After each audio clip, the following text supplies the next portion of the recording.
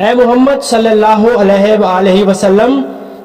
بنی اسرائیل سے پوچھو کہ ہم نے ان کو کتنی کھلی نشانیاں دیں، اور جو شخص خدا کی نعمت کو اپنے پاس آنے کے بعد بدل دے تو خدا سخت عذاب کرنے والا ہے۔ اور جو کافر ہیں ان کے لیے دنیا کی زندگی خوشنما کر دی گئی ہے اور وہ مومنوں سے مذاق کرتے ہیں، لیکن جو پرہیزگار ہیں وہ قیامت کے دن ان پر غالب ہوں گے، اور خدا جس کو چاہتا ہے بے شمار رزق دیتا ہے۔ پہلے تو سب لوگوں کا ایک ہی مذہب تھا، لیکن وہ آپس میں اختلاف کرنے لگے تو خدا نے ان کی طرف بشارت دینے والے اور ڈر سنانے والے پیغمبر بھیجے اور ان پر سچائی کے ساتھ کتابیں نازل کی، تاکہ جن امور میں یہ لوگ اختلاف کرتے تھے ان کا ان میں فیصلہ کر دے۔ اور اس میں اختلاف بھی انہی لوگوں نے کیا جن کو کتاب دی گئی تھی، باوجود یہ کہ ان کے پاس کھلے ہوئے احکام آ چکے تھے، اور یہ اختلاف انہوں نے صرف آپس کی ضد سے کیا۔ تو جس امر حق میں وہ اختلاف کرتے تھے خدا نے اپنی مہربانی سے مومنوں کو اس کی راہ دکھا دی، اور خدا جس کو چاہتا ہے سیدھا رستہ دکھا دیتا ہے۔ کیا تم یہ خیال کرتے ہو کہ یوں ہی جنت میں چلے جاؤ گے، اور ابھی تم کو پہلے لوگوں کی سی مشکلیں تو پیش آئی ہی نہیں؟ ان کو بڑی بڑی سختیاں اور تکلیفیں پہنچی، اور وہ صعوبتوں میں ہلا ہلا دیے گئے تھے، یہاں تک کہ پیغمبر اور مومن لوگ جو ان کے ساتھ تھے سب پکار اٹھے کہ کب خدا کی مدد آئے گی، دیکھو خدا کی مدد ان قریب آنے والی ہے۔ اے محمد صلی اللہ علیہ وآلہ وسلم، لوگ تم سے پوچھتے ہیں کہ خدا کی راہ میں کس طرح کا مال خرچ کرے۔ کہہ دو کہ جو چاہو خرچ کرو، لیکن جو مال خرچ کرنا چاہو وہ درجہ بدرجہ اہل استحقاق یعنی ماں باپ اور قریب کے رشتہ داروں اور یتیموں کو اور محتاجوں کو اور مسافروں کو سب کو دو، اور جو بھلائی تم کرو گے خدا اس کو خوب جانتا ہے۔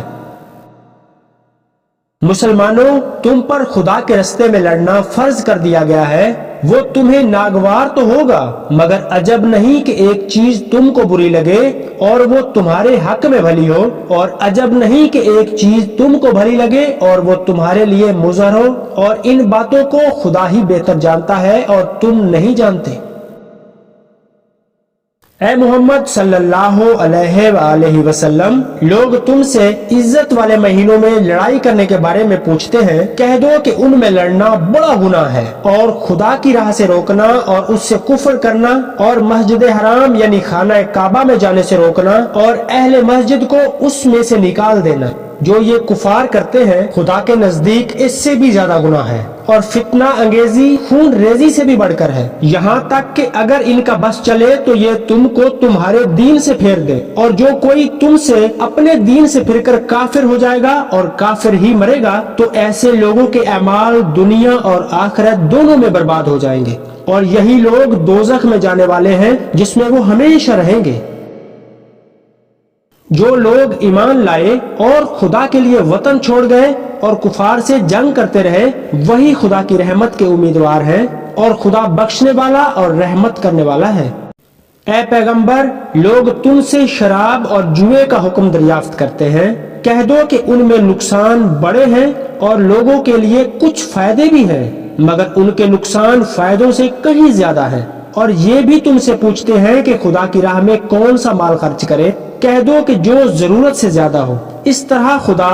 تمہارے لیے اپنے احکام کھول کھول کر بیان فرماتا ہے تاکہ تم سوچو، یعنی دنیا اور آخرت کی باتوں میں غور کرو۔ اور تم سے یتیموں کے بارے میں دریافت کرتے ہیں۔ کہہ دو کہ ان کی حالت کی اصلاح بہت اچھا کام ہے، اور اگر تم ان سے مل جل کر رہنا یعنی خرچ اکٹھا رکھنا چاہو تو وہ تمہارے بھائی ہیں، اور خدا خوب جانتا ہے کہ خرابی کرنے والا کون ہے اور اصلاح کرنے والا کون ہے، اور اگر خدا چاہتا تو تم کو تکلیف میں ڈال دیتا، بے شک خدا غالب اور حکمت والا ہے۔ اور مومنوں، مشرک عورتوں سے جب تک کہ ایمان نہ لائے نکاح نہ کرنا، کیونکہ مشرک عورت خواہ تم کو کیسی ہی بھلی لگے اس سے مومن لونڈی بہتر ہے، اور اسی طرح مشرک مرد جب تک ایمان نہ لائے مومن عورتوں کو ان کی زوجیت میں نہ دینا، کیونکہ مشرک مرد سے خواہ وہ تم کو کیسا ہی بھلا لگے مومن غلام بہتر ہے۔ یہ مشرک لوگوں کو دوزخ کی طرف بلاتے ہیں، اور خدا اپنی مہربانی سے بہشت اور بخشش کی طرف بلاتا ہے۔ اور اپنے حکم لوگوں سے کھول کھول کر بیان فرماتا ہے تاکہ نصیحت حاصل کرے۔ اور تم سے حیض کے بارے میں دریافت کرتے ہیں، کہہ دو کہ وہ تو نجاست ہے، سو ایام حیض میں عورتوں سے کنارہ کش رہو، اور جب تک کہ پاک نہ ہو جائیں ان سے مقاربت نہ کرو۔ ہاں جب پاک ہو جائیں تو جس طریقے سے خدا نے ارشاد فرمایا ہے ان کے پاس جاؤ، کچھ شک نہیں کہ خدا توبہ کرنے والوں اور پاک صاف رہنے والوں کو دوست رکھتا ہے۔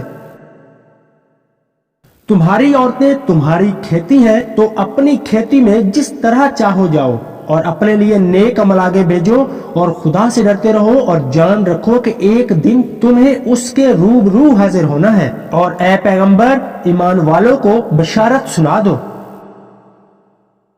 اور خدا کے نام کو اس بات کا ہیلا نہ بنانا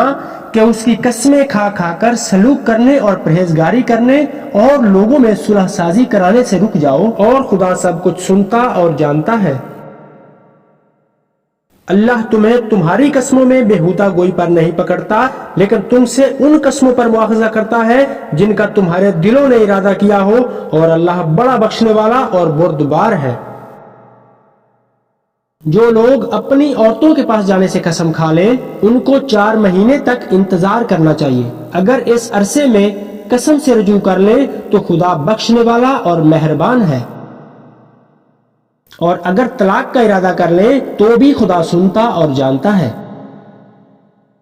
اور طلاق والی عورتیں 3 حیض تک اپنے آپ کو روکے رکھیں، اور اگر وہ خدا اور روز قیامت پر ایمان رکھتی ہیں تو ان کو جائز نہیں کہ خدا نے جو کچھ ان کے شکم میں پیدا کیا ہے اس کو چھپائیں، اور ان کے خاوند اگر پھر موافقت کرنا چاہیں تو اس مدت میں وہ ان کو اپنی زوجیت میں لے لینے کے زیادہ حقدار ہیں۔ اور عورتوں کا حق مردوں پر ویسا ہی ہے جیسے دستور کے مطابق مردوں کا حق عورتوں پر ہے، البتہ مردوں کو عورتوں پر فضیلت ہے، اور خدا غالب اور صاحب حکمت ہے۔ طلاق صرف 2 بار ہے، یعنی جب 2 دفعہ طلاق دے دی جائے تو پھر عورتوں کو یا تو بھلائی کے ساتھ نکاح میں رہنے دینا یا بھلائی کے ساتھ چھوڑ دینا، اور یہ جائز نہیں کہ جو مہر تم ان کو دے چکے ہو اس میں سے کچھ واپس لے لو۔ ہاں اگر زن و شوہر کو خوف ہو کہ وہ خدا کی حدوں کو قائم نہیں رکھ سکیں گے تو اگر عورت خامد کے ہاتھ سے رہائی پانے کے بدلے میں کچھ دے ڈالے تو دونوں پر کچھ گناہ نہیں، یہ خدا کی مقرر کی ہوئی حدیں ہیں، ان سے باہر نہ نکلنا، اور جو لوگ خدا کی حدوں سے باہر نکل جائیں گے وہ گناہگار ہو جائیں گے۔ پھر اگر شوہر 2 طلاقوں کے بعد تیسری طلاق عورت کو دے دے تو اس کے بعد جب تک عورت کسی دوسرے شخص سے نکاح نہ کر لے اس پہلے شوہر پر حلال نہ ہوگی۔ ہاں اگر دوسرا خاوند بھی طلاق دے دے اور عورت اور پہلا خاوند پھر ایک دوسرے کی طرف رجوع کر لیں تو ان پر کچھ گناہ نہیں، بشرطے کہ دونوں یقین کریں کہ خدا کی حدوں کو قائم رکھ سکیں گے، اور یہ خدا کی حدیں ہیں، ان کو وہ ان لوگوں کے لیے بیان فرماتا ہے جو دانش رکھتے ہیں۔